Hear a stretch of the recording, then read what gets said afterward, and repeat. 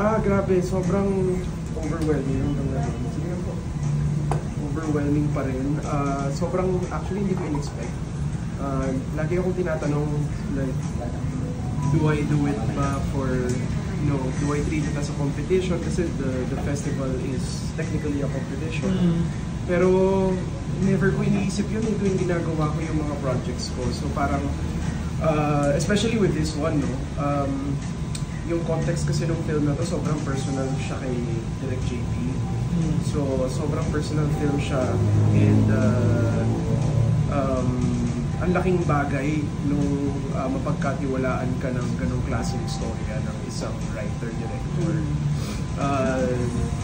Kumbaga parang mas lumaki yung responsibilidad ko bilang artista dun sa kwento niya. Kasi nga, sobrang mahalaga siya for Direk JP.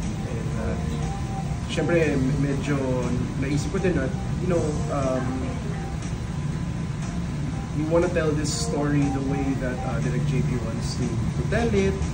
So, sobrang naging open yung you know, yung process ko when we were doing All Saints Day. So, sobrang happy ako dahil for me, sobrang laking success na nung at masaya na ako na kumbaga na masaya si Direk JP sa ginawa namin.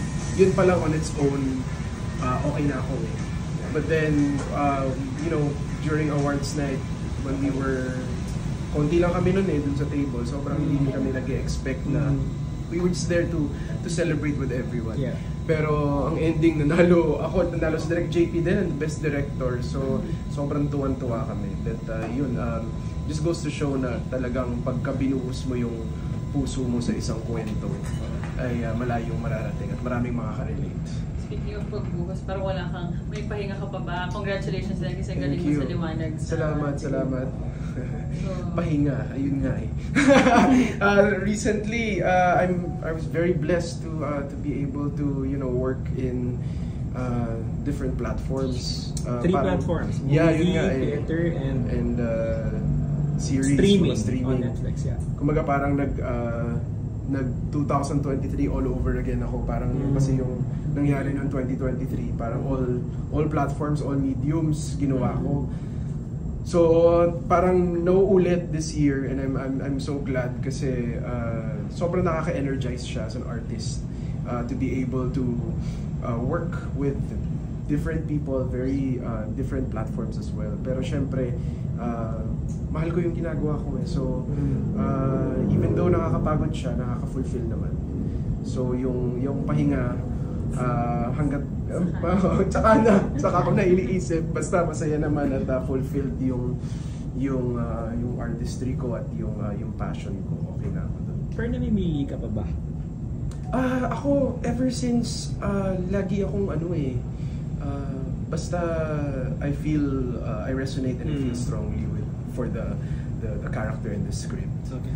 Gagawin ko siya no matter how big or small the production may be. Basta gusto ko yung kwento. Yun naman yung nauuna parati. Syempre in regards to schedule, dun na yung mga times na kailangan talaga mag-decide. Actually, medyo madaming akong kinailangan i-decline ng mga projects dahil hindi kakayanin. But syempre, you know, you also want to take care of your filmography. Yeah. So I see to it na I read the script first. Doon naman yung basihan ng lahat eh. Kung maganda yung material, ibig sabihin maganda yung kakalabasan. In a given timeline, for example, like in a week or a certain period, at ilang maximum number of characters yung na-portray mo? Like you're doing a movie, you're doing a stage play, and then you're doing a movie. How do you do it? There was a time early this year, January, I was doing 3 characters in 1 week. In 1 week? Yeah, so I was rehearsing for Liwanag. I was doing All Saints Day, and then I was finishing One Hit Wonder. So yung tatlong yun, sabay-sabay. Grabe, sabay-sabay. Tsaka mabaliw-baliw na talaga ako kasi everyday talaga yung work. Tapos at the same time, inaaral ko yung character ko sa Liwanag sa Dilim. Kung paano gawin, at a certain point, you know, syempre as an actor, you always want to, you know, be as, you know, real as possible when it comes to your pursuit in the truth. But at times, wala. Your body kasi doesn't know that you're acting. You're the one who's commanding it, and as nanggagaling sa utak, then you let your body follow. But then if your body's tired, kung pagod ka na, hindi na siya sumusunod, kakailanganin you know, ilabas yung mga ibang bala. Kailangan mo maghanap ng bagong technique, you know, para mas maging effective. And there are all sorts of ang daming masyadong techniques, you know, na ako rin na through the years natutunan ko na. But I'm thankful na dun sa 3 projects na yun, at ang laking bagay nung mga kasama mo. Kasi sila yung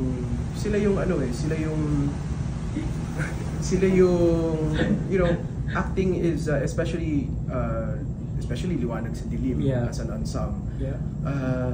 Your co-actors, ang laking bagay nun to influencing your performance. So ako, I'm blessed that the people that I've been performing with and that I've been acting with, they've all been such a breeze to work with. So as long as they have my back, I have theirs. Ganun talaga suportahan talaga.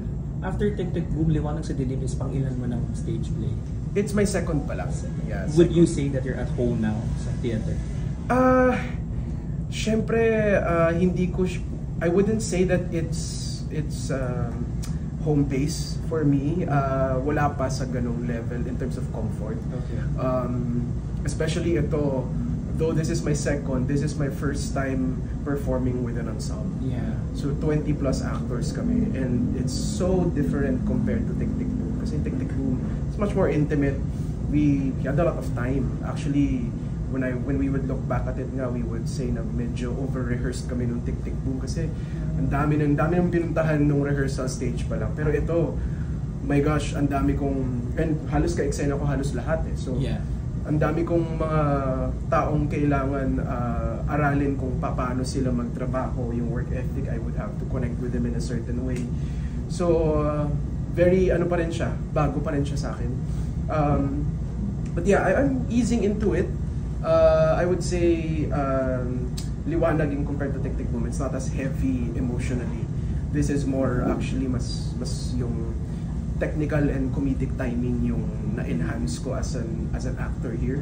It's a very technical show. Kung napanood nyo na siya, ang daming cues na kailangan saktong-sakto. So, yung technicality ng teatro, dun ko siya na medyo, okay, ganito pala pag ganito ka-technical.